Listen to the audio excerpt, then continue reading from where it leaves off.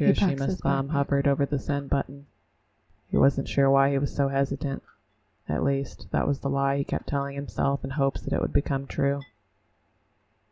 In actuality, he knew exactly why he was feeling hesitant. It was just a simple message, so why couldn't he send it? Steeling himself, Kirishima pressed the icon, sending the text to Bakugou and ignoring the sinking feeling in his stomach. He didn't want to run his friend's rut season with extra obligations. Or did he? Was he doing this out of selfish motivation? Was he only telling Bakugou that this mandatory resident Omega was in dire straits so that his friend would be forced to choose between mating his lover and helping the Omega? Kirishima stared glumly down at the message. It was too late to second-guess himself. He'd sent it now, and he wasn't taking it back. Hey man, so I asked everyone at dinner tonight about the mandatory resident thing, and it looks like legally the Omega doesn't have an option besides getting another Alpha to help them. It's pretty shitty, so maybe if you could keep an eye on them. Kirishima shook his head, debating whether or not to offer what Kaminari had suggested at dinner. He really didn't want to see Bakugou with an Omega draped all over him, enjoying their attentions in a way he could never enjoy Ichiro's.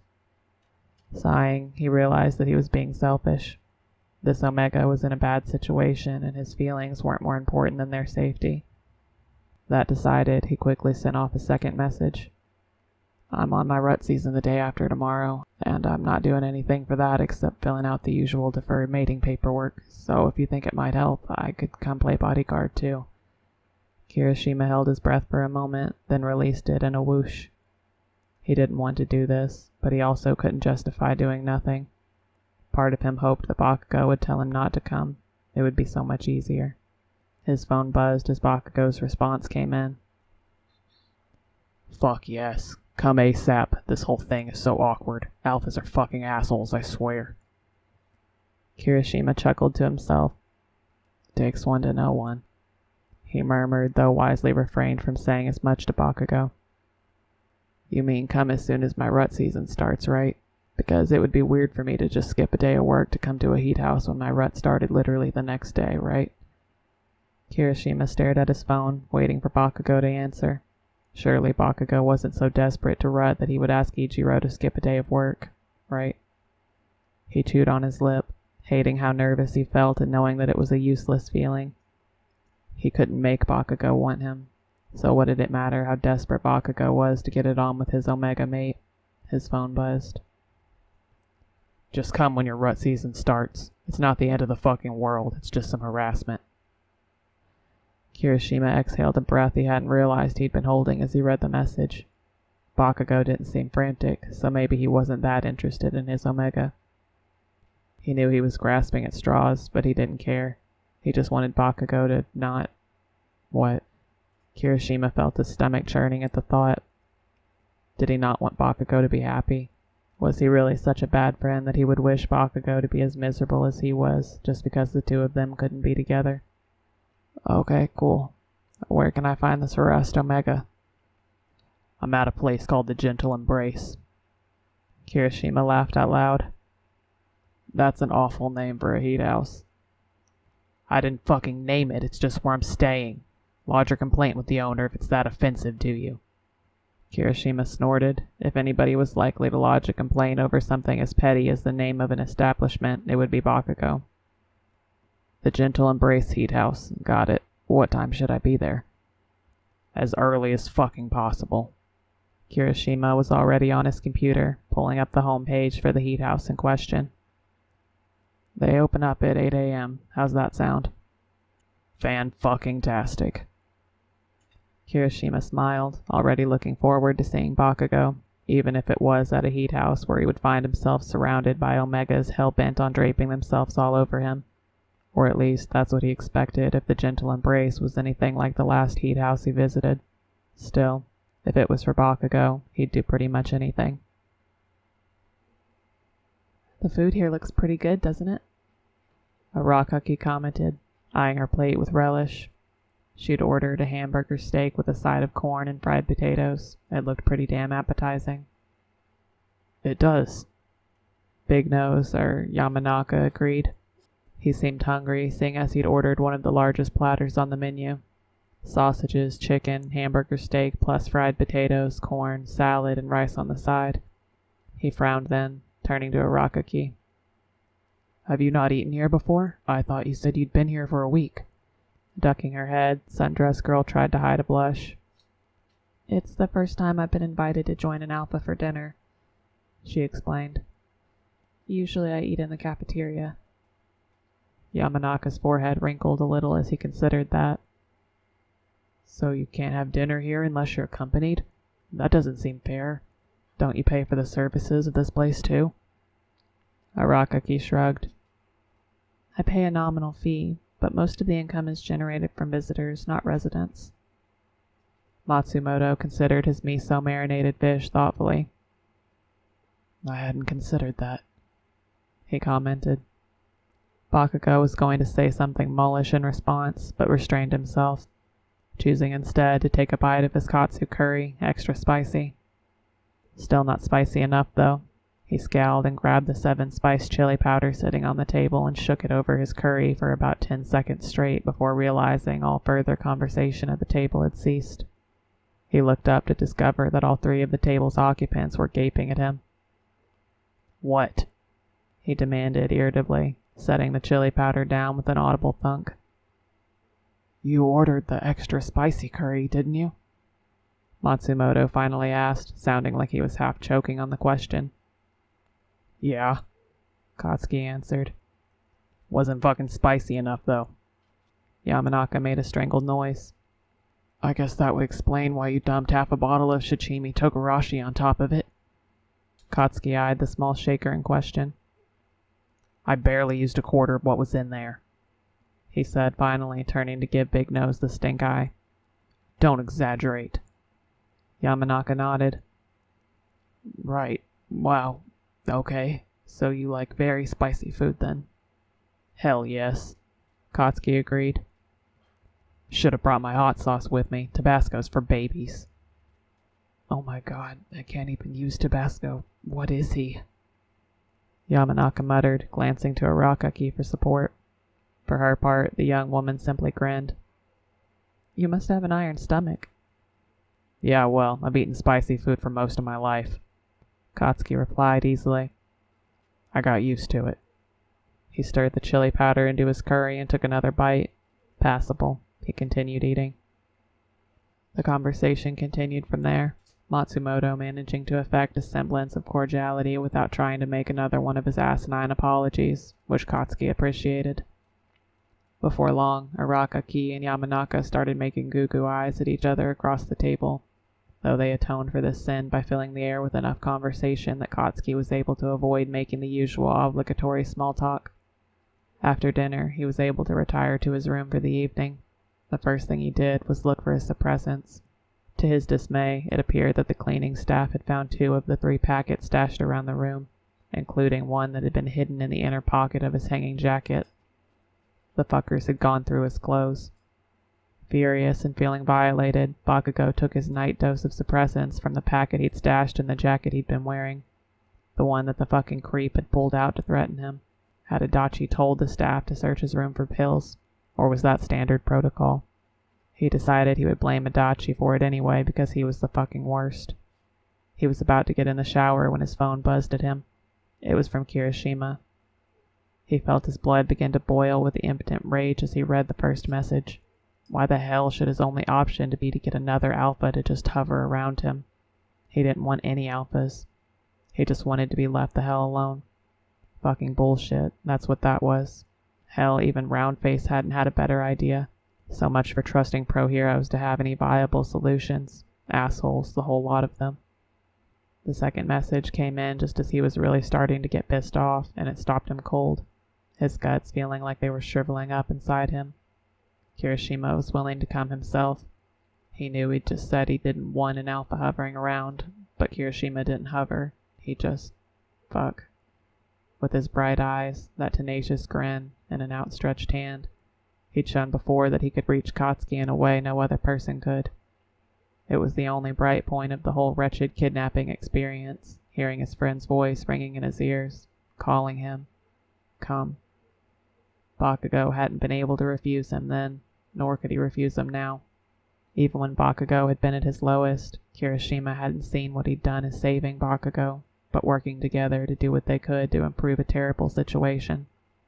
So on the one hand, while Katsuki couldn't stand the idea of some asshole alpha hovering over him, he knew Kirishima wouldn't do that. He'd stand together with Katsuki, and as much as he hated to admit it, Katsuki needed someone to stand beside him now. Fuck, he did hate to admit it though. There had to be a better solution. But honestly, if he had to choose between dealing with Adachi or Kirishima for the rest of his stay, he knew exactly who he'd rather spend his days with. That decided, he replied to the text from Kirishima, and the two of them arranged a reasonable time and day for Kirishima to come. Katsuki hated to admit how relieved he felt just knowing that Kirishima was on his way, but he comforted himself with the knowledge that this was a sensible, reasonable reaction that had nothing to do with being weak or helpless. After all, even in the field, there were times when a pro hero realized they couldn't handle shit on their own. There was no shame in calling for backup, and that's all this was, calling for backup. At least that's what Katsuki kept telling himself. With a heavy sigh, he shed his clothes and climbed into the shower, turning the heat up to try and wash away some of the tension in his knotted muscles. He'd been so fucking stiff sitting under Adachi in the parlor, and they didn't even have a fitness facility here for him to work out the stiffness. With a scowl, Bakugou promised himself he'd get up early to at least fit in a quick workout in his room, maybe go for a jog around the heat house if he could. Alpha visits didn't start until 8, so if he got up at 4:30, he could get a decent 2+ hours of exercise with enough time to shower, eat, and then wander down to fucking socialization. As Bakugou washed his hair with the provided shampoo and conditioner, he scowled at the flowery scent that lingered in the air after using them. Gross. He should have thought to bring toiletries along from home too. For a moment, he considered asking Kirishima to bring him some from his apartment. Would that be weird? Probably. He'd see how he felt after spending a whole day smelling like a bouquet of roses. If it really pissed him off, he'd just tell Kirishima to grab some of his stuff from his apartment and bring it with him when he came the day after next. The thought sent a thrill through him. He still wasn't sure how to feel about that. On the one hand, revealing his status as an Omega to Kirishima felt risky, but then again, the man respected and fought beside Roundface without an issue. It might hurt his chances with the red-haired hero romantically to reveal the truth, but it probably wouldn't affect their friendship. At least he hoped it wouldn't. He groaned, leaning his head back into the hot spray of the shower. Of course it wouldn't affect their friendship. Kirishima wasn't the type to get weird about things like who was Alpha or Omega. Most pro heroes didn't give a fuck about shit like that anyway. They all used suppressants or blockers on the job, since it drastically reduced the likelihood of being affected by side effects of one's nature. Omegas were nearly immune to Alpha commands on suppressants, while Alphas were able to resist posturing and territorial behaviors with their blockers. On top of that, all pro heroes, even betas, used scent neutralizers. They were all functionally scentless betas in order to appear consistent and trustworthy to all members of the population. He'd all but forgotten how disgusting most regular alphas could be, and the blame could be placed squarely on the fact that he'd spent most of his time with pro heroes who were very careful to control their instincts. Still, no matter how many times he repeated the phrase back up to himself, it still grated on him that he would be forced to rely on Kirishima just to get Adachi to leave him alone. It was more than wounded pride, though. Bakugou didn't want to rely on Kirishima for something as mundane as merely dealing with bullshit like some asshole. He wanted more. Katsuki tried to shake the thought away even as it entered his mind. None of that fucking mattered anyway. Kirishima was into alphas. But as the warm water continued running down his body, his mind wandered. Kirishima's eyes are wide, gazing at him with confusion glinting in their scarlet depths. "What do you mean?" he asked like an idiot. "It doesn't matter if you're an Omega. You're strong and manly." God damn it. Even in his own fantasies, Kirishima took too damn long to get to the point. The hot water wasn't going to last. Best to skip to the good part, Katsuki decided, pressing the tip of his finger at his puckered entrance, imagining Kirishima's gasp of, "You're so tight," before easing it in up to the first knuckle. It burned a little, because of course it did. He hadn't exactly lubed up, and a relaxing shower only went so far. Still, with a little help from his imagination, the imagined sensation of Kirishima pressing against him, phantom rumbles of the other man's warm baritone in his ear. Katsuki worked his finger deeper, adding a second and curling them deeper inside. It was an awkward angle, and part of him screamed that it wasn't enough. The part of himself he'd been suppressing for a year now, the part of him that demanded a knot, an alpha, a bondmate. But all Katsuki could offer was his own hand and empty fantasies, and it wasn't enough. He groaned, feeling Kirishima's strong arms encircle him as he ran his own hand along his body, imagining the satisfied rumble in Kirishima's chest as he felt Katsuki quiver beneath him. Teasing at his mating gland with his fingers, Katsuki's breath caught in his throat as suddenly Adachi's face swam into his mind, obscuring Kirishima and sending a shudder of disgust coursing through him. Katsuki pulled his fingers out of himself, panting and feeling filthy. Why the fuck had Boring Face appeared in his mind? Was he really so touch-starved that even the unwanted advances of a manipulative alpha were enough to make a lasting impression on him? He hoped not. Shit. His dick was flaccid now. He hadn't come and couldn't bring himself to try again because what if he fucking came at the thought of Adachi? He shut off the water, which was now growing cold, and exited the shower, toweling off. He was frustrated, both sexually and emotionally. He didn't want to think about Adachi, especially when his Omega nature reared its ugly head. But how could he keep something like that from happening again when he wasn't entirely sure what had caused it in the first place? Had it been the fucking touching? If that was all it took, maybe he could convince Kirishima to... Fuck, and how the hell was he going to explain that? Every time I try to get off, I see this asshole's face. So could you fucking cuddle me and lick me and touch me all over so I can imagine you instead? As if he would rather die first, or never masturbate again, whichever turned out to be easier.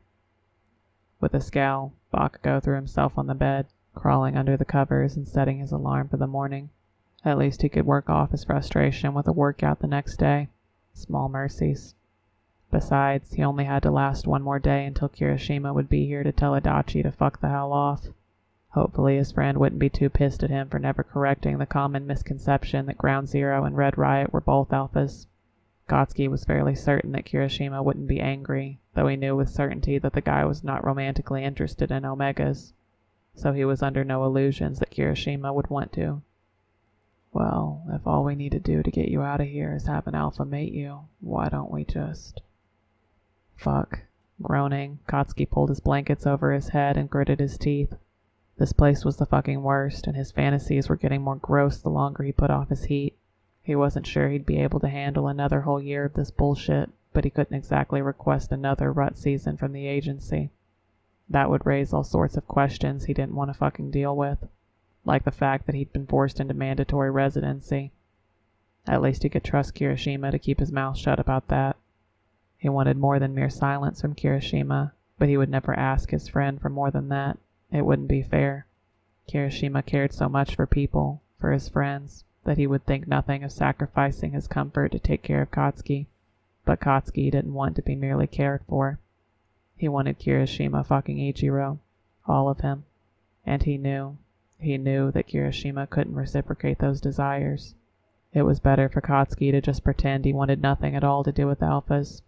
That was infinitely easier than watching Kirishima try to love him, and ultimately fail.